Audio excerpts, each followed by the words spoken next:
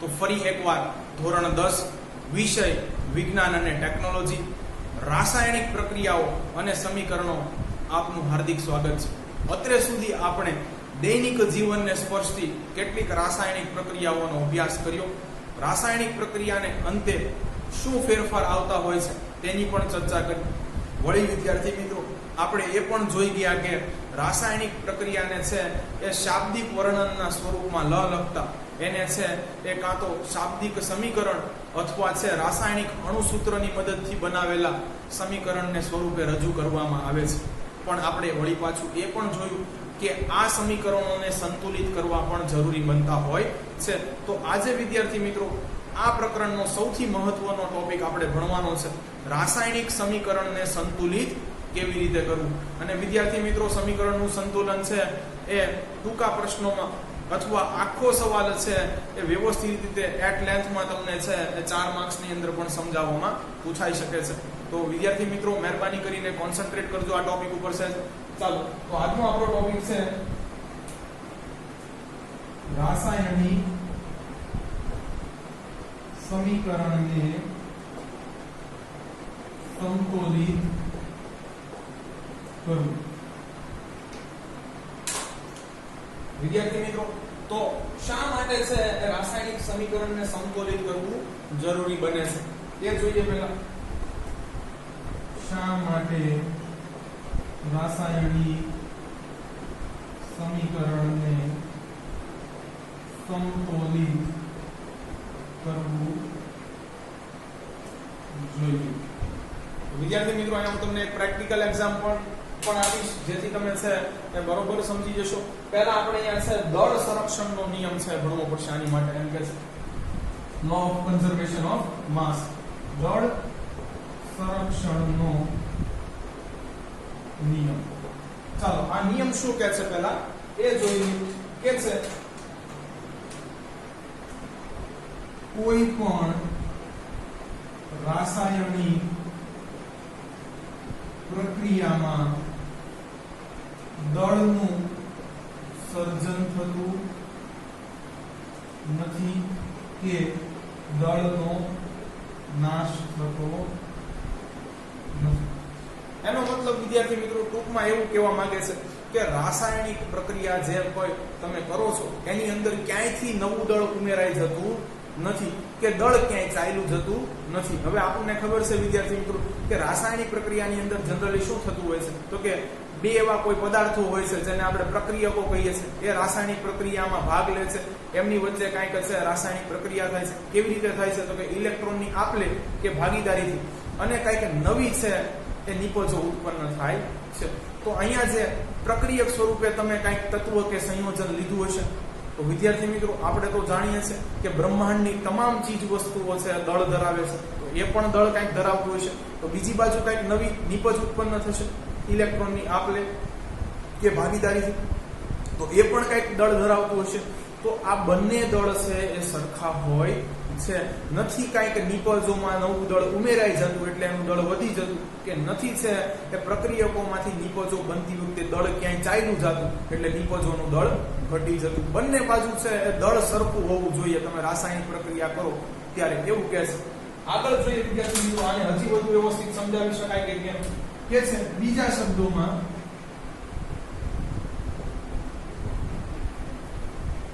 રાસાયણિક પ્રક્રિયામાં ઉત્પન્ન થતી નિપજોનો દળનો જથ્થો એ રાસાયણિક પ્રક્રિયામાં ભાગ લીધેલા પ્રક્રિયકોના દળના જથ્થા જેટલો જ હોય છે. એટલે ટૂંકમાં છે રાસાયણિક પ્રક્રિયા દરમિયાન દળ અચળ રહે છે. જેટલું દળ છે એ પ્રક્રિયકોમાં ભાગ લેનારા તત્વોનું હશે એટલું જ દળ છે એ તમને નિપજોના તત્વો સ્વરૂપે મળશે. દળ ક્યાંય છે ચાલ્યું જતું નથી કે દળ નવું છે એ ઉમેરાતું નથી, એવું કહેવા માંગે છે વિદ્યાર્થી મિત્રો. પણ આને આપણે છે બીજી રીતે પણ સમજી શકીએ. વિદ્યાર્થી મિત્રો આપણા છે એ માતાઓ કે બહેનો છે એ શાકભાજી લેવા જાય છે, તો આપણે છે એ કોઈ પણ છે એ શાક 1 કિલો લઈએ 2 કિલો લઈએ તો તમે જોશો કે છે એ શાક વહેંચનાર હંમેશા છે એને ત્રાજવામાં તોલે છે. એક બાજુ છે તમે જેટલું શાક માંગેલું હશે એટલું વજન હશે અને બીજી બાજુ છે એટલું જ તમને છે એ લગભગ શાક આપવામાં આવતું હશે. તો એનાથી ઓછું તમે લેશો ને, બરોબર છે, અને છે એનાથી વધુ એ તમને આપશે. બંને બાજુ વિદ્યાર્થી મિત્રો સંતુલન થશે ત્યારે જ છે શાક વહેંચનાર અને શાક ખરીદનાર છે એ બંને એની લેતી વેતી કરવાનો આગ્રહ રાખે છે. બસ અહીંયા એવું છે વિદ્યાર્થી મિત્રો, તમારે છે એ દળ ક્યાંય છે વધુ એડ નથી કરવાનું કે દળ કોઈને છે એ દઈ દેવાનું નથી. જેટલું દળ છે શરૂઆતમાં લીધું હતું તમે પ્રક્રિયા વખતે એટલું જ દળ તમને નિપજ સ્વરૂપે મળવું જોઈએ. આને છે બીજા શબ્દોમાં હજી વધુ સરળતાથી સમજી શકાય છે. આવો એ રીતે સમજવાનો પ્રયત્ન કર્યો કે છે ટૂંકમાં રાસાયણિક પ્રક્રિયામાં ભાગ લેતા તત્વોના પરમાણુની સંખ્યા એ ઉત્પન્ન થતી નિપજોની તત્વોની સંખ્યા જેટલી જ હોવી જોઈએ.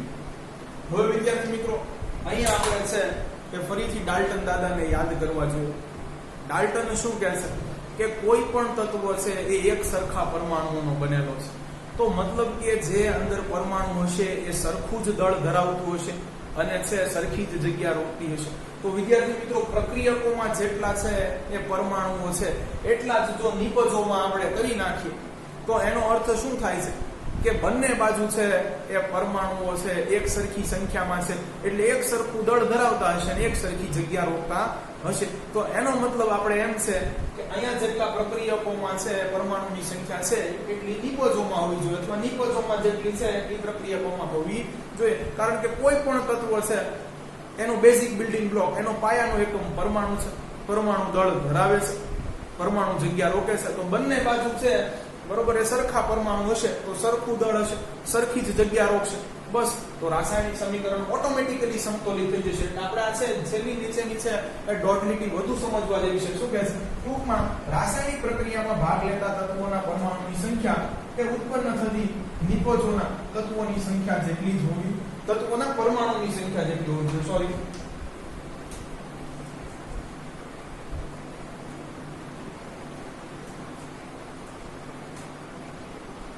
પરમાણુની સંખ્યા જેટલી જ હોવી જોઈએ. ચાલો વિદ્યાર્થી મિત્રો એક ઉદાહરણ દ્વારા આને છે વ્યવસ્થિત રીતે સમજીએ.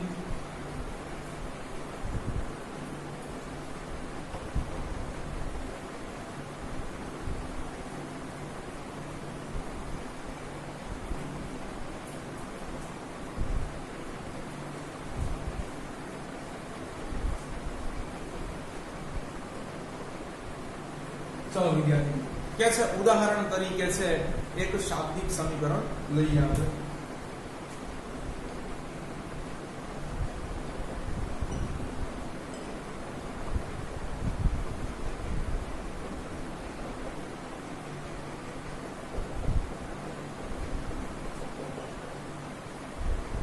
તો વિદ્યાર્થી મિત્રો અહીંયા તમે છે એ જ શાબ્દિક સમીકરણ આપ્યું છે જે આગળની પ્રવૃત્તિમાં જોઈ ગયા છે. અહીંયા આપણે છે એ ઝીંક છે એની છે એ સલ્ફ્યુરિક એસિડ સાથે પ્રક્રિયા કરવાની છે.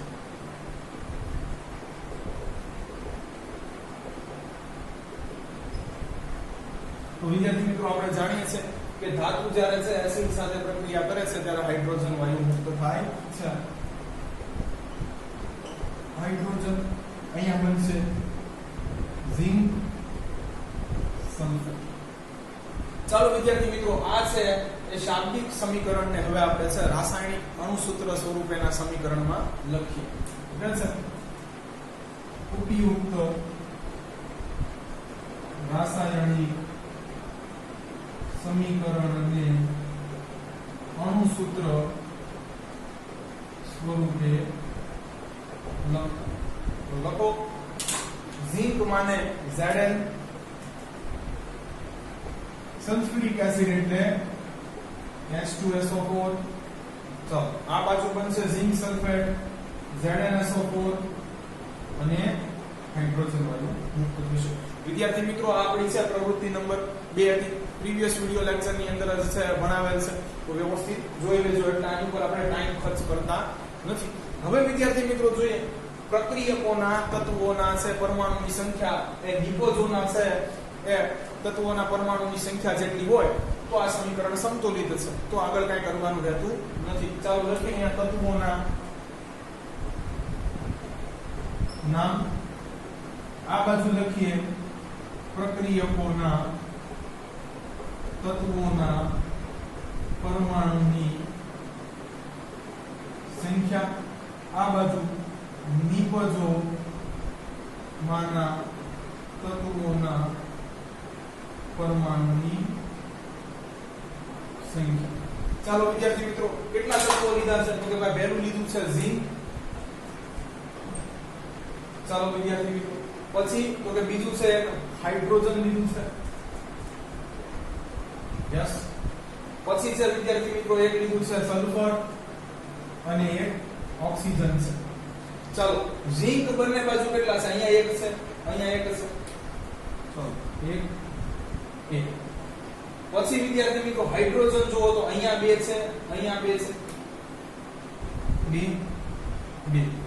ચાલો સલ્ફર ની વાત કરવામાં આવે અહીંયા છે એક, અહીંયા છે એક એક. ઓક્સિજન ની વાત કરવામાં આવે આ બાજુ 4 છે, આ બાજુ 4.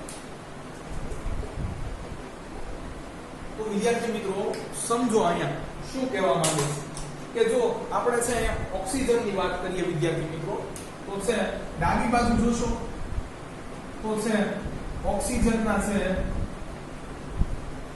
એ 4 તમને આવા પરમાણુ જોવા મળશે. જમણી બાજુ જોશો વિદ્યાર્થી મિત્રો તો અહીંયા પણ છે ઓક્સિજન ના તમને 4 જ પરમાણુ જોવા મળે છે. અને આવું જ છે એ ઝિંક નું છે, હાઇડ્રોજન નું છે અને સલ્ફર નું છે. તો સમજો આ પરમાણુ છે વિદ્યાર્થી મિત્રો એ સરખી જ જગ્યા રોકે છે, સરખું જ દળ ધરાવે છે. આનું દળ આની જેટલું હશે. આવું જ વિદ્યાર્થી મિત્રો આપણે હાઇડ્રોજન નું ડ્રો કરીને, સલ્ફર નું ડ્રો કરીને, ઝિંક નું ડ્રો કરીને છે એ કહી શકીએ. હવે આ બાજુ છે 4 ઓક્સિજન લીધેલા, એક છે સલ્ફર લીધેલો, 2 હાઇડ્રોજન ના છે પરમાણુ લીધેલા, એક ઝિંક લીધેલો. તો એનું તમે જેટલી છે દળ ગણતરી કરશો, એની છે તમે કેટલી જગ્યા રોકે છે એ ગણતરી કરશો તો પહેલી બાજુ પણ એટલી જ સંખ્યા છે એ એની જેટલી જ હશે. એટલે ટૂંકમાં કહે છે કે જો તમારે રાસાયણિક સમીકરણને સમતોલિત કરવું હોય તો બંને બાજુ છે એ તત્વો કે સંયોજનોમાંના પરમાણુની સંખ્યા સમાન કરી લો એટલે દળ સરખું થઈ જશે. એ છે એ તત્વોના પરમાણુઓ છે સરખી જગ્યા રોકતા હશે એટલે ઇક્વેશન છે આપોઆપ બેલેન્સ થઈ જશે. આવો વિદ્યાર્થી મિત્રો હવે કંઈક આપણે છે એવું જ નવું એક છે રાસાયણિક સમીકરણ લઈએ.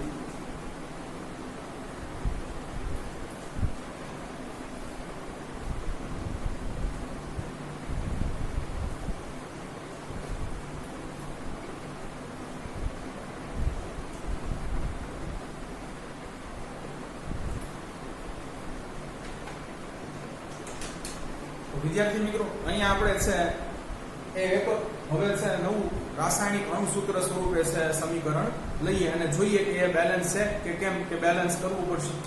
તો છે એક છે આપણે અહીંયા સમીકરણ લખીએ છીએ Fe H2O give Fe3O4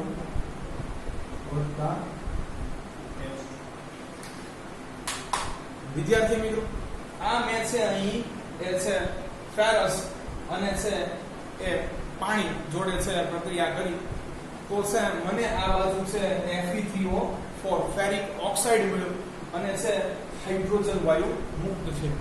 આ મને છે રાસાયણિક પ્રક્રિયા થઈ એટલે ખબર પડ્યો, કારણ કે આપણને છે એ માલુમ થાય છે કે જ્યારે હાઇડ્રોજન વાયુ છે એ મુક્ત થશે ત્યારે એને સળગાવતા છે આછી ભૂરી જ્યોતથી છે સળગશે, પોપ સાઉન્ડ ઉત્પન્ન કરશે. તો અહીંયાથી આપણે કહી શકીએ કે ભાઈ રાસાયણિક પ્રક્રિયાની અંદર છે એ હાઇડ્રોજન વાયુ ઉત્પન્ન થયો છે.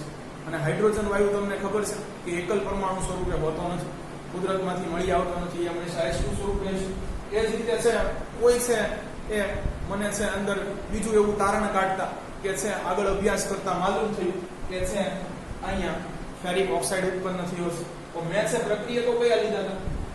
ફેરસ. અહીંયા H2 આ કયા સ્વરૂપે છે વિદ્યાર્થી મિત્રો હજુ આપણને ખબર નથી. અહીંયા છે આ બરફ હોઈ શકે, પાણી હોઈ શકે કે ભાપ સ્વરૂપે પણ હોઈ શકે. એની આપણે ચર્ચા પછી કરીશું. અહીંયા છે ઉત્પન્ન શું થયું વિદ્યાર્થી મિત્રો? તો કહે છે કે ફેરિક ઓક્સાઇડ અને હાઇડ્રોજન વાયુ મુક્ત થયું. આટલું છે વિદ્યાર્થી મિત્રો. તમે છે ગમે તેટલી વાર છે પ્રક્રિયા કરશો કે બનશે અને બનશે જ. આવું જ છે એ રાસાયણિક પ્રક્રિયા આકાર લેશે. એટલે આને છે આપણે માળખાકીય સમીકરણ કહીશું કે આ છે માળખાકીય સમીકરણ છે. આમાં કોઈ ફેરફાર ન થાય. અહીંયા ક્યારેય પણ તમને છે એ ફેરિક ઓક્સાઇડ નહીં મળે. આવી રીતે ક્યારેય છે એ નહીં થશે વિદ્યાર્થી મિત્રો. અહીંયા તમને છે એ આવું જ છે એ સંયોજન મળશે. અહીંયા છે એ કોઈ દિવસ છે એ હાઇડ્રોજન વાયુ નહીં આવી જાય. અહીંયા તમને ઓક્સિજન નહીં મળે ક્યારેય નહીં. તમે છે આ અસંખ્ય વાર પ્રક્રિયા કરશો, સંયોજનો તો છેલ્લે આ જ બનશે. ચાલો, એટલે આપણે છે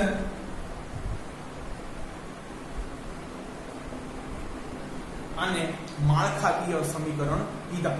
વિદ્યાર્થી મિત્રો ક્યારે છે એ ઘરની નીચેનું છે એ ફાઉન્ડેશન છે એમાં ચેન્જ આવતો નથી. એ જે વિધિ વિધાન કે નિયમો પ્રમાણે છે એ કરવામાં આવે છે એ સેમ જ પ્રોસિજર એ રહે છે. ઉપર છે એ ઘરની છે બાંધકામમાં ફેરબદલ કરી શકીએ, પણ ક્યારે આપણે છે ઘરના પાયા છે એમાં કોઈ પણ પ્રકારનો ફેરફાર કરી શકતા નથી. એમાં માળખાકીય સમીકરણ છે વિદ્યાર્થી મિત્રો. તમે જે કેટલી વાર પણ પ્રક્રિયા કરશો એ છે આ જ છે સંયોજન તમને મળવાના છે. એટલે કે છે સૌપ્રથમ સ્ટેપ 1 શું કહે છે?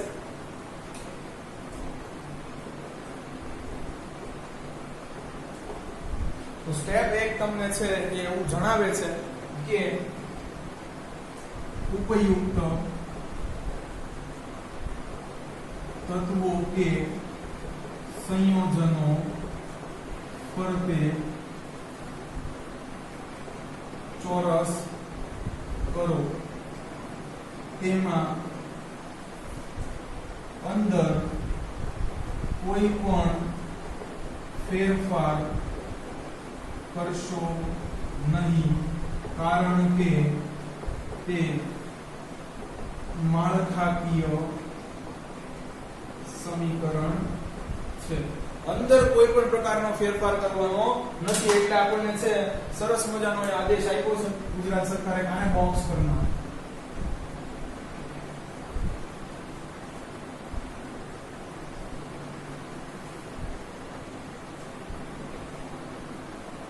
અંદર કોઈ પણ પ્રકારનો ફેરફાર કરવાનો નથી. બનવાનું તો આ જ છે. તમે ગમે એટલી વાર છે પ્રક્રિયા કરો. તો વિદ્યાર્થી મિત્રો હવે આને છે સંતોષિત કેમ કરો? કાંઈ 12 થી છે કે તમે ગુણન કરો અને છે એ પ્રક્રિયકો અને નિપજોના છે એ લીધેલા તત્વોના પરમાણુની સંખ્યાને છે બેલેન્સ કરો. હવે વિદ્યાર્થી મિત્રો સ્ટેપ નંબર 2 આપણે છે અહીંયા જોઈએ કે પ્રક્રિયકોમાં લીધેલા તત્વોના પરમાણુની સંખ્યા એ ઉત્પન્ન થયેલા નિપજોના છે એ પરમાણુની સંખ્યા જેટલી છે કે કેમ. ચાલો તો લઈએ સ્ટેપ નંબર 2 કે છે તત્વોના નામ.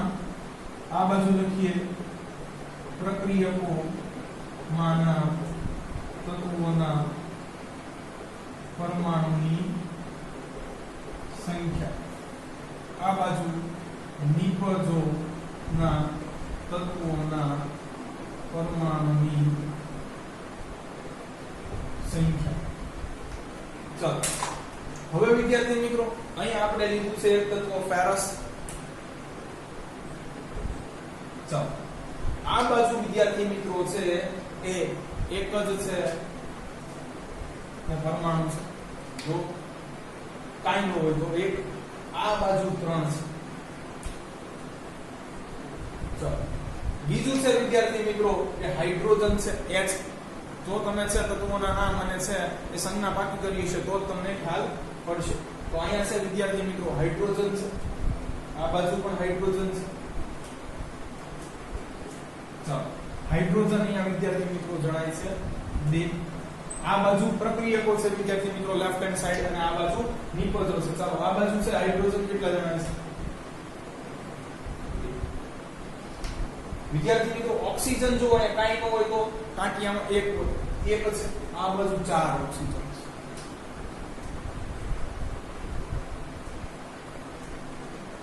હવે વિદ્યાર્થી મિત્રો જુઓ કે આ બાજુ તમે જોશો તો છે તત્વો કે છે એ લીધેલા સંયોજનો છે એના પરમાણુની સંખ્યા જો 1 2 3 અને 4. આ સાઈડ 4 જ પરમાણુ છે. તો વિદ્યાર્થી મિત્રો એનું દળ પણ છે એ એટલું જ હશે. આ બાજુ જો વિદ્યાર્થી મિત્રો 3 ને 2 5 ને 4 9. આ બાજુ છે એ તત્વો કે સંયોજનોના કુલ 9 પરમાણુ છે. હવે આ બંને છે એ સરખું દળ ધરાવતા હોય કે સરખી જગ્યા રોકતા હોય એવું બને? ક્યારેય ન બને વિદ્યાર્થી. કારણ કે છે આ બાજુ જો સેમ એના એ જ તત્વો છે એ આ બાજુ છે, પણ પરમાણુની સંખ્યા અલગ અલગ છે એટલે દળ અલગ અલગ હશે. તો કાંઈ નહીં, કે છે દળ સંરક્ષણનો નિયમ, નવું દળ કાંઈ ઉત્પન્ન થતું નથી, દળ ક્યાંય ચાલ્યું જતું નથી. બે બાજુ ગમે એમ કરીને સમતોલિત કરો, બે બાજુ છે આ સરખું કરો. જો વિદ્યાર્થી મિત્રો અહીંયા નિપજો જેટલી જ છે પરમાણુની સંખ્યા પ્રક્રિયકોની હોત તો સમતોલિત કરવાની જરૂર નથી, અથવા લીધેલા પ્રક્રિયકો જેટલા છે પરમાણુ એ નિપજોમાં હોત તો સમતોલિત કરવાની છે માથાકૂટ ન હતી. હવે સ્ટાર્ટ તો અહીંયા પૂરું થતું નથી, હવે લખવું પડશે કે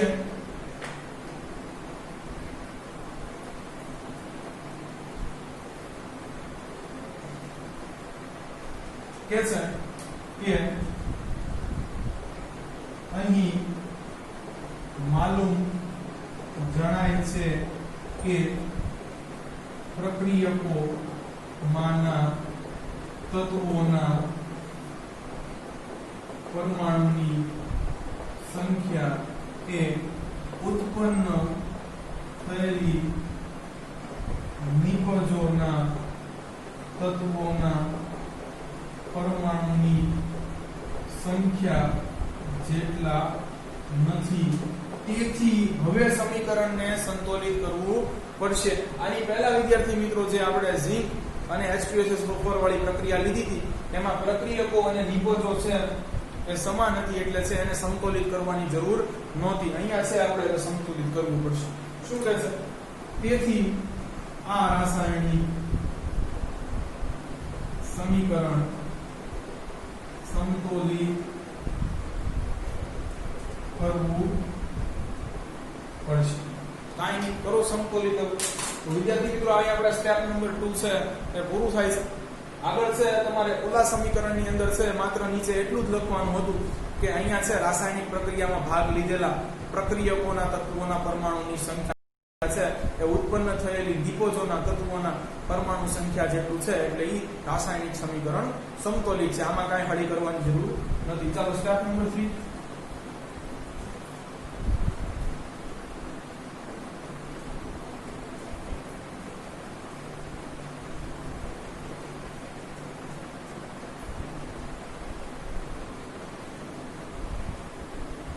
ચલો વિદ્યાર્થી મિત્રો અહીંયાથી હવે આપણે છે સંતુલિત કરવાની ઘટના શરૂ કરીએ છીએ. કે છે સ્ટેપ નંબર 3 શું કહે છે? તો કહે છે કે સરળતા ખાતર પ્રક્રિયકો કે કીધું છે અથવા નિપજો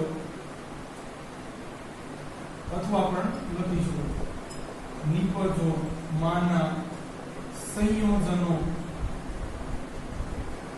માં રહેલા સૌથી વધુ પરમાણુ ધરાવતા તત્વોને સમતોલિત કરવાનો પ્રયાસ કર્યો. વિદ્યાર્થી મિત્રો શું કહે છે કે સરળતા ખાતર તમારે શું કરવું જોઈએ? તો કે પ્રક્રિયકો બાજુ જુઓ, પછી તો કે નિપજ બાજુ જુઓ. સૌથી મોટું છે એ સંયોજન પકડો. વિદ્યાર્થી મિત્રો ઓબ્વિયસલી Fe3O4 કે છે આ સંયોજનની અંદર છે બરોબર છે એ સૌથી વધુ પરમાણુ કોણ ધરાવે છે? Answer is oxygen. ઓક્સિજન પાસે વિદ્યાર્થી મિત્રો અહીંયા 4 સૌથી વધુ છે એ પરમાણુઓ છે. તો કે છે આ તત્વને સૌથી પહેલા તમારે સમતોલિત કરવું જોઈએ. આ સરળતા ખાતર કીધું છે વિદ્યાર્થી મિત્રો. એવું નથી કે આનથી જ તમે છે શરૂઆત કરી શકો, પણ આ છે વેમાં શરૂઆત કરશો તો તમે ખૂબ સરળતાથી છે સમીકરણ સંતુલિત કરી શકશો, એવું ગુજરાત સરકાર કહે છે. ચાલો વિદ્યાર્થી મિત્રો પ્રક્રિયક તરફ જોયું. અહીંયા એક સંયોજન, નિપજ બાજુ જોયું, અહીંયા એક સંયોજન. આ કંઈક ઠીક લાગ્યું. હવે તો કે અંદર તત્વો જોયા કયા કયા છે? ફેરસ છે, ઓક્સિજન છે. સૌથી વધુ પરમાણુ કોની પાસે? તો ઓક્સિજન પાસે છે 4. તો ચાલો એને છે સૌથી પહેલા સમતોલિત કરવાનો પ્રયત્ન કરીએ. અહીંયા છે વિદ્યાર્થી મિત્રો કહે છે તત્વનું નામ. ચાલો વિદ્યાર્થી મિત્રો શું છે? ઓક્સિજન. ચાલો હવે તો કે છે પ્રક્રિયકોમાં ઓક્સિજન પરમાણુની સંખ્યા. બરોબર છે. બંને બાજુ સરખી કરવાની છે. તો એક બાજુ લખીએ પહેલા પ્રક્રિયકોમાં ઓક્સિજન પરમાણુની સંખ્યા. બરોબર છે. અહીંયા છે સોરી નીચે આવશે તત્વોનું નામ જ આવશે ખાલી. ચાલો અહીંયા લખીએ આપણે નિપજોમાં ઓક્સિજન પરમાણુની સંખ્યા. અથવા વિદ્યાર્થી મિત્રો તમારે અહીંયાથી શો ન કરાવવો હોય તો કાંઈ નહીં, અહીંયા છે પ્રક્રિયકોમાં તત્વોના પરમાણુની સંખ્યા લખી નાખો શરૂઆતમાં, તો એ સારું રહેશે. અહીંયા છે તત્વોના પરમાણુની સંખ્યા. હવે આપણે શો કરાવીએ છીએ. કયું તત્વ છે આપણે સૌપ્રથમ લેવું છે? તો કે છે ઓક્સિજન. ચાલો હવે પ્રક્રિયકોમાં તત્વોના પરમાણુની સંખ્યા કેટલી છે? પ્રક્રિયકોમાં ઓક્સિજનની સંખ્યા કેટલી છે? કાંઈ ન હોય તો 1 હોય. ચાલો આ બાજુ વિદ્યાર્થી મિત્રો છે એ કેટલી છે? તો છે 4. ચાલો તો વિદ્યાર્થી મિત્રો હવે છે અહીંયા મારે છે 1 ની જગ્યાએ છે 4 લખવું છે. તો તમને ખબર છે 4 વડે મારે ગુણન કરવું પડશે. 4 એકા 4. તો અહીંયા વિદ્યાર્થી મિત્રો છે હું 4 વડે ગુણન કરી નાખું તો ઓક્સિજન આ બાજુ 4 થઈ જાય, આ બાજુ 4 થઈ જાય. ચાલો લેટ્સ ટ્રાય. ચાલો તો અહીંયા હું લખીશ કે બરોબર છે પ્રક્રિયકો માના છે ઓક્સિજનને 4 વડે ગુણતા.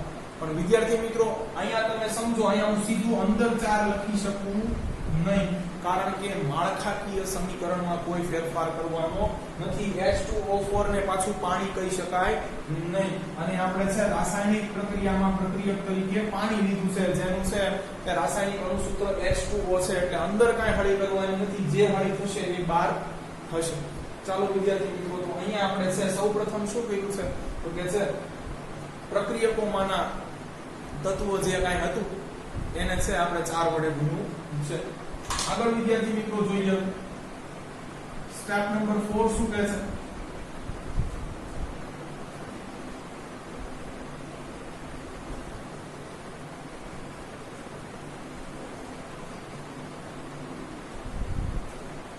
ચાલો હવે વિદ્યાર્થી મિત્રો છે એવું બીજું કોઈ છે તે તત્વ લઈ કે જેના છે કે પરમાણુઓની સંખ્યા વધારે છે. હવે વિદ્યાર્થી મિત્રો જોજો ગુણાકાર કર્યો છે એટલે કાંઈક ફેર આવ્યો છે. અહીંયા જો Fe કેટલો છે? 1.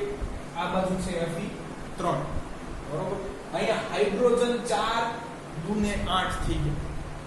આ બાજુ 2 છે. એટલે વિદ્યાર્થી મિત્રો હવે જો તમે સંયોજન છે એની તરફ પ્રક્રિયકો બાજુ કે નિપજો બાજુ નજર દોડાવો તો સૌથી વધુ તમને છે એ આ સંયોજનની અંદર પરમાણુની સંખ્યા જોવા મળશે, જે થઈ ગઈ છે 4 દુને 8.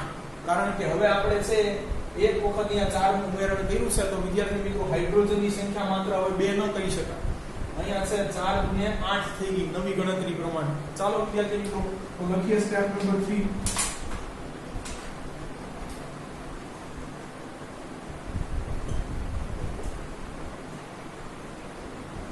Sorry step number 4.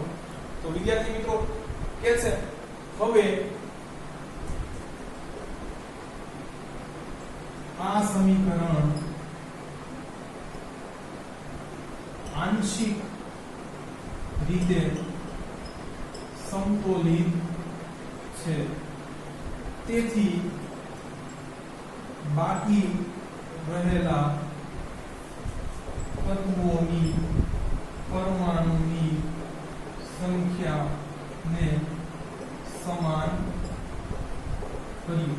વિદ્યાર્થી મિત્રો, આ સમીકરણ સમતોલિત તો છે પણ આંશિક થોડા અંશ માત્ર છે એ સમતોલિત છે. જો અહીંયા છે તમે જોશો તો છે ઓક્સિજન આ બાજુ ચાર છે, આ બાજુ ચાર છે, પણ હજી છે Fe ફેરસ અને હાઇડ્રોજનના બારામાં દખો છે. એટલે સમતોલિત તો થયું છે પણ પૂરેપૂરું નહીં, સંપૂર્ણ છે એ આ સમીકરણ સમતોલિત નથી, આંશિક સમતોલિત છે એમ કે છે.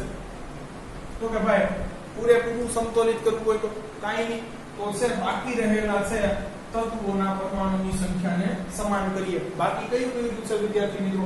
હાઇડ્રોજન અને ફેરસ. હવે જો અહીંયા છે Fe1 છે, આ બાજુ 3 છે એટલે Fe મેક્સિમમ 3 છે.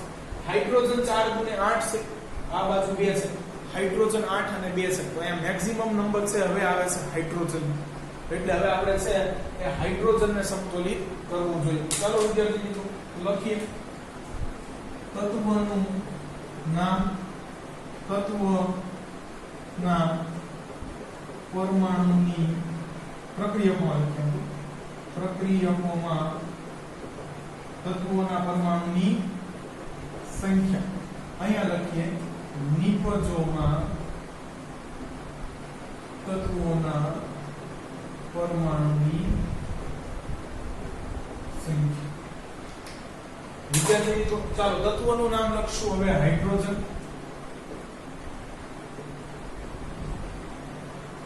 આ બાજુ જુઓ તો વિદ્યાર્થી મિત્રો પ્રક્રિયક બાજુ ડાબી બાજુ છે હાઇડ્રોજનની સંખ્યા કેટલી છે? 4 ગુણ્યા 8. ચાલો હવે વિદ્યાર્થી મિત્રો આ બાજુ જુઓ તો 2 છે. તો જો વિદ્યાર્થી મિત્રો આ બાજુ છે હું 4 વડે ગુણન કરું તો છે 4 ગુણ્યા 8 થઈ શકે. તો આ છે આ સમતોલિત થઈ શકે. વિદ્યાર્થી મિત્રો હવે આપણે છે લખવાનું છે કે નિપજોમાંના હાઇડ્રોજન તત્વોના પરમાણુને 4 વડે ગુણતા. તો અહીંયા છે વિદ્યાર્થી મિત્રો આપણે જો 4 લખી નાખીએ છે તો જો 4 ગુણ્યા 8, 4 ગુણ્યા 8. ચાલો હાઇડ્રોજનની સમતોલિત થઈ ગઈ. તો વિદ્યાર્થી મિત્રો છે હવે આપણે છે આગળ જોઈએ.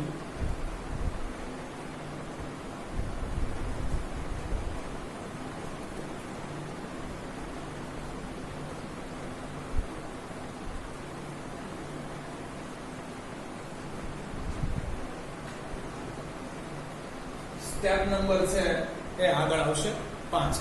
તો વિદ્યાર્થી મિત્રો હજુ આ સમીકરણ આંશિક રીતે સમતોલિત છે કારણ કે અહીંયા જો હાઇડ્રોજન છે બંને બાજુ એ સરખા છે, ઓક્સિજનના છે બંને બાજુ પરમાણુની સંખ્યા સરખી છે, પણ વોટ અબાઉટ Fe? Fe અહીંયા છે એક જ છે, કાંઈ ન હોય તો એક, આ બાજુ 3 છે. એટલે હજુ આ સમીકરણ આંશિક રીતે સમતોલિત છે. આપણે લખીએ સ્ટેપ નંબર 5. હજુ આ સમીકરણ આંશિક રીતે જ સમતોલિત છે. તેથી બાકી રહેલા તત્વોના પરમાણુની સંખ્યાને સમતોલિત કરીએ. ચાલો કરીએ તો લખો આ બાજુ તત્વોનું નામ, આ બાજુ લખીએ પ્રક્રિયકોમાં તત્વોના પરમાણુની સંખ્યા, આ બાજુ લખીએ નિપજોમાં તત્વોના પરમાણુની સંખ્યા. ચાલો વિદ્યાર્થી મિત્રો હવે તત્વો આપણી પાસે છેલ્લું વધ્યું છે કારણ કે એની પાછળ છે વિદ્યાર્થી મિત્રો આપણે કમ્પેરિઝન હરવાર કરી, ઓછા છે પરમાણુ લખ્યા એટલે આને છે નીકળ્યા એટલે આપણે છે આને છેલ્લે રાખ્યું છે વિદ્યાર્થી મિત્રો. હવે કાંઈ કોઈ બીજું બધું નથી એટલે વધેલું ઈ છે. તો લખીએ અહીંયા ફેરસ. ચાલો તો પ્રક્રિયકોમાં છે બિચારાની પાસે એક જ છે પરમાણુ છે. આ બાજુ જુઓ તો વિદ્યાર્થી મિત્રો તો આ બાજુ છે એની પાસે 3 પરમાણુ છે. તો યાને કે જો મારે આને છે એ સમતોલિત કરવું હોય વિદ્યાર્થી મિત્રો તો અહીંયા છે પ્રક્રિયક બાજુ છે 3 વડે ગુણવું પડે 3 એકા 3 3 આ બાજુ 3 આ બાજુ ચાલો તો છે અહીંયા આપણે છે કે પ્રક્રિયક બાજુ છે એ Fe ના પરમાણુની સંખ્યાને 3 વડે ગુણતા હવે તો કે સ્ટેપ નંબર 6 એવું કે છે વેરીફાઈ કર્યો બધું છે કે પ્રક્રિયક બાજુ અને નિપજ બાજુ સરખું છે કે કેમ ચાલો એ જોઈ લઈએ તો હવે આ સમીકરણ છે કે જો એમાં પ્રક્રિયકોના છે તત્વોના પરમાણુની સંખ્યા એ ઉત્પન્ન થયેલા નિપજોના તત્વોની પરમાણુની સંખ્યા જેટલી થઈ જાય તો આ સમીકરણ છે એ હવે સંપૂર્ણપણે સમતોલિત છે એવું આપણે છેલ્લે લખીશું ચાલો વેરીફાઈ કરીએ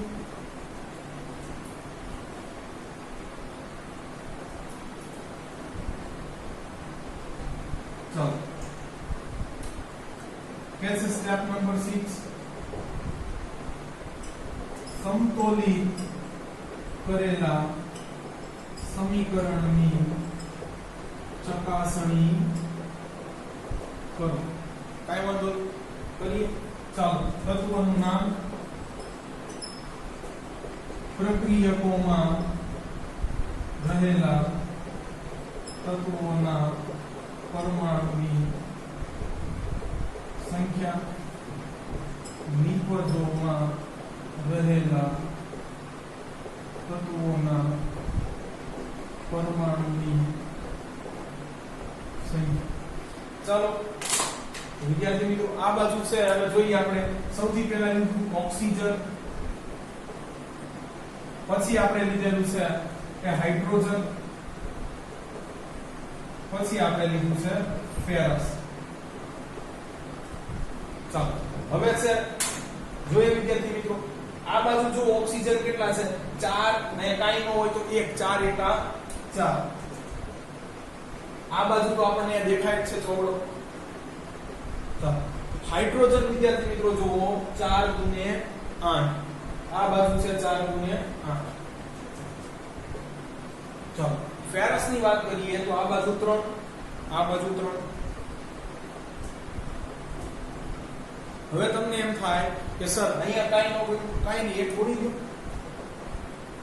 જો વિદ્યાર્થી મિત્રો 1 2 3 1 4 બરોબર અથવા કાઈ ન લખશો તો પણ ચાલશે વિદ્યાર્થી મિત્રો એવું નથી હોતું કે છે એ દરેક ઘટક છે એની આગળ ગુણન ફરજિયાત આવે છે તો હવે આપણે કહી શકીએ કે જો આ સાઈડ વિદ્યાર્થી મિત્રો 8 ને 4 12 ને 3 15 છે પરમાણુઓ છે જુદા જુદા તત્વોના તો એ જ તત્વોના છે આ બાજુ છે એટલી જ સંખ્યામાં પરમાણુઓ છે એટલે સરખું દળ અને છે સરખી જગ્યા છે એ બંને ધરાવતા કે રોકતા હશે તો આ સમીકરણને હવે આપણે સંતુલિત કહી શકાય તો વિદ્યાર્થી મિત્રો હવે આપણે લખશું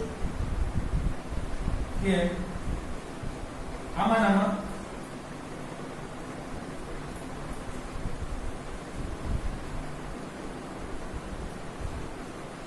વિદ્યાર્થી મિત્રો કહેશું અહીં પ્રક્રિયકો અને નિપજોના તત્વોની પરમાણુની સંખ્યા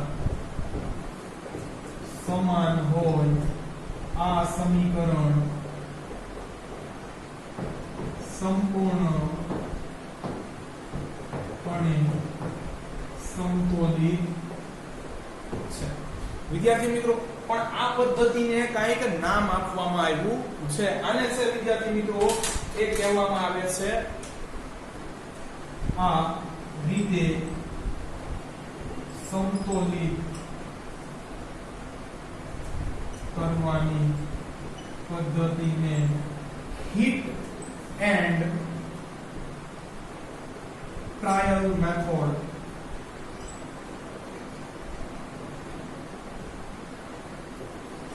કહે છે કારણ કે વિદ્યાર્થી મિત્રો આમાં આપણે શું કરવાનો પ્રયત્ન કર્યો છે તો કે છે અહીં આપણે માત્ર પ્રક્રિયકો અને નિપજોને ઓછામાં ઓછી પૂર્ણાંક સંખ્યા વડે ગુણવાનો પ્રયત્ન કર્યો છે. વિદ્યાર્થી મિત્રો જો અહીંયા તમે છે એ આ બાજુ છે એ 30 લખે અને અહીંયા છે એ 10 લખે તો 10 તેરી 30 થાય. એવી રીતે વિદ્યાર્થી મિત્રો તમે અહીંયા પણ કરી શકતા કે આ બાજુ છે તમે એ કોઈ એવો આંકડો વધારીને લખે તો છે આ બાજુ પણ તમે ફેરફાર કરીને છે એવો જ મોટો આંકડો લખી શકતા હતા. પણ આપણો વિદ્યાર્થી મિત્રો પ્રયત્ન શું હતો કે ઓછામાં ઓછી એવી પૂર્ણાંક સંખ્યા, દોઢ, અઢી એવું અપૂર્ણાંક ન ચાલે, પૂર્ણાંક સંખ્યા વડે છે એ સમીકરણને છે એ ગુણી અને સમતોલિત કરવું. એટલે આ પદ્ધતિને રસાયણ વિજ્ઞાનની અંદર છે એ હિટ એન્ડ ટ્રાયલ મેથડ કહેવાય છે. તો વિદ્યાર્થી મિત્રો આ એક તમારે યાદ રાખવું જોઈએ. હજી આગળ કેટલાક સ્ટેપ છે જે આપણે માટે જોવા જરૂરી છે. ચાલો વિદ્યાર્થી મિત્રો આગળ જોઈએ. સ્ટેપ નંબર 7 શું કહે છે?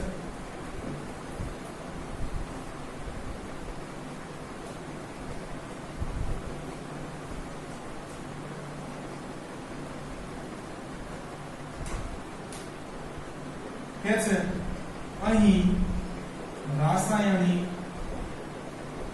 પ્રક્રિયામાં પ્રક્રિયકો અને નિપજોની અવસ્થાની માહિતી પ્રાપ્ત થતી નથી. તેથી વિદ્યાર્થી મિત્રો અહીંયા છે Fe કયા સ્વરૂપમાં છે, H2O કયા સ્વરૂપમાં છે, Fe3O4 છે કઈ અવસ્થામાં છે, હાઇડ્રોજન વાયુ કઈ અવસ્થામાં છે એવું કાંઈ ખબર નથી. ઘન છે, પ્રવાહી છે, જવિદ્રવ્ય દ્રાવણમાં મળે છે, વાયુ અવસ્થામાં મળે છે. એટલે કે છે અહીં રાસાયણિક પ્રક્રિયામાં પ્રક્રિયકો અને નિપજો છે એની અવસ્થાની માહિતી પ્રાપ્ત થતી નથી. તેથી રાસાયણિક સમીકરણ વધુ માહિતીપૂર્ણ બને તે માટે પ્રક્રિયકો અને નિપજોની અવસ્થા લખવી જોઈએ. પણ આ અવસ્થા કેવી રીતે લખવી વિદ્યાર્થી મિત્રો? ક્યાં લખવી? તો કહે છે જો પ્રક્રિયકો અનુક્રમે ઘન, પ્રવાહી, વાયુ કે જલીય દ્રાવણ સ્વરૂપે હોય તો પ્રક્રિયકોને નિપજો બે લખી શકે. જો પ્રક્રિયકો અને નિપજો ઘન, પ્રવાહી, વાયુ કે જલીય દ્રાવણ સ્વરૂપે હોય તો અનુક્રમે, હવે ક્રમમાં વિદ્યાર્થી મિત્રો પહેલું કયું લીધું? ઘન. તો છે ત્યાં આવી રીતે S કરવો જોઈએ. પછી તો કે પ્રવાહી, લિક્વિડ માટે L કરવો જોઈએ. પછી તો કે છે વાયુ સ્વરૂપે અનુક્રમે G કરવો જોઈએ. કે જલીય દ્રાવણ સ્વરૂપે હોય, એક્વિયસ ફોર્મમાં હોય તો છે ત્યાં AQ નો છે ઉપયોગ કરવો જોઈએ. તો અનુક્રમે S, L, G અને AQ નો ઉપયોગ કરવો જોઈએ. ચાલો વિદ્યાર્થી મિત્રો આપણે તમને જણાવી દઈએ. અહીંયા આપણે છે Fe લીધું છે સોલિડ સ્વરૂપે. પછી છે વિદ્યાર્થી મિત્રો અહીંયા છે આપણે આ લીધું છે ગેસિયસ ફોર્મમાં, એટલે કે પાણી છે ભેજ કે બાફ સ્વરૂપે હશે, નહીં પ્રવાહી સ્વરૂપે હોય. અહીંયા Fe3O4 જે આપણને મળશે ઘન સ્વરૂપે મળશે પાછો. અને છે એ અહીંયા હાઇડ્રોજન છે એ વાયુ અવસ્થામાં થશે. તો આપણે લખી નાખીએ વિદ્યાર્થી મિત્રો.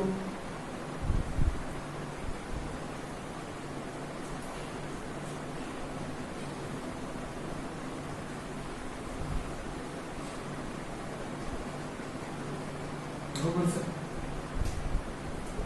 અહીં ફેરસ ઘન સ્વરૂપે, બરોબર. પછી છે કે H2O છે એ ગેસિયસ સ્વરૂપે, એટલે અહીંયા પાણી છે એ ભાપ સ્વરૂપે છે. પાણી બાષ્પ સ્વરૂપે છે. ફેરિક ઓક્સાઇડ ઘન સ્વરૂપે અને હાઇડ્રોજન વાયુ સ્વરૂપે છે. વિદ્યાર્થી મિત્રો, પણ હજુ ઘણી વખત છે તમને ખબર છે કે રાસાયણિક પ્રક્રિયાઓ છે એમાં તાપમાન, દબાણ, ઉદ્દીપકો વગેરેની પણ માહિતી છે એ આપવી પડે છે. તો એને ક્યાં દર્શાવવામાં આવે છે એ જોઈ લઈએ. તો અહીંયા વિદ્યાર્થી મિત્રો આ છે રાસાયણિક પ્રક્રિયા પૂરી થાય છે. હવે આપણું છે આગળનું નેક્સ્ટ સ્ટેપ છે, લાસ્ટ સ્ટેપ, એ કે છે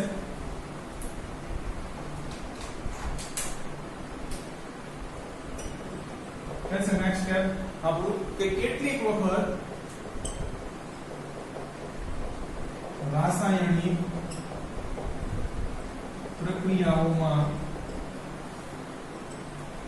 ઉદ્દીપક, તાપમાન અને દબાણ જેવા પરિબળો પણ દર્શાવવા જરૂરી બનતા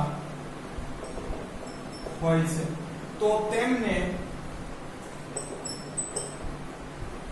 તીરની ઉપર અથવા નીચે દર્શાવી શકાય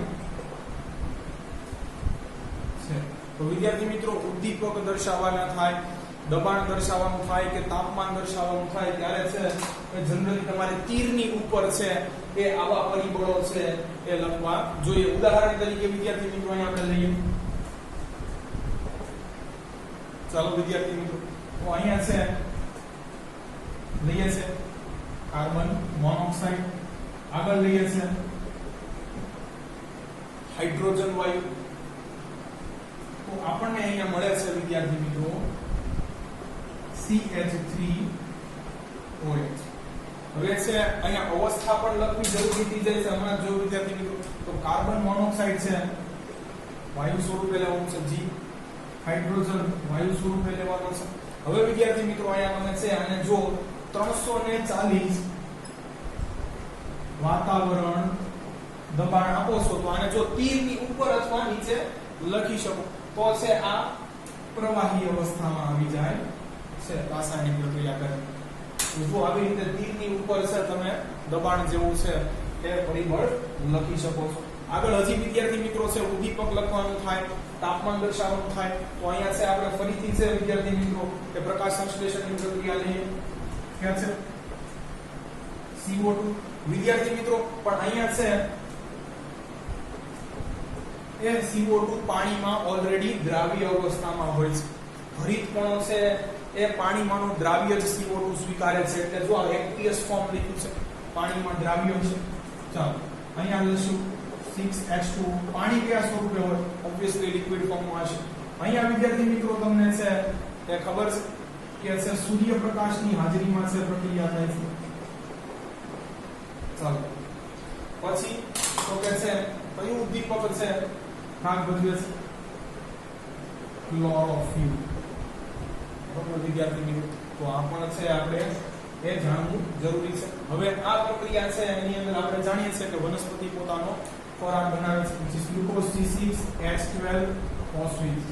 આ પણ વિદ્યાર્થી મિત્રો ગ્લુકોઝ પણ છે પાણીમાં દ્રાવ્ય મળે છે, એક્વિયસ ફોર્મ AQ. અને છે તમને ખબર છે અહીંયા છે કે ઓક્સિજન રિલીઝ થાય છે 6O2. એ પણ છે વિદ્યાર્થી મિત્રો જલીય દ્રાવણમાં પાણીમાં જ છે એ છૂટો થાય છે અને કેટલીક ઉષ્મા મુક્ત થાય છે. તો વિદ્યાર્થી મિત્રો આવી રીતે તમારે છે જો તાપમાન, ઉદ્દીપક કે દબાણ છે કોઈ પણ છે કે પરિબળ દર્શાવવું હોય તો એને છે તીરની ઉપર કે નીચે છે તમે લખી શકો છો. તો અહીંયા વિદ્યાર્થી મિત્રો આ જે છે રાસાયણિક સમીકરણ સંકલિત કેવી રીતે કરવું એ આપણો લેક્ચર છે પૂરો થાય છે. જો તમને અમારા વિડિયો લેક્ચર્સ પસંદ આવતા હોય અને લાઈક કરો, અન્ય વિદ્યાર્થી મિત્રો જોડે શેર કરો. Thanks for watching my video.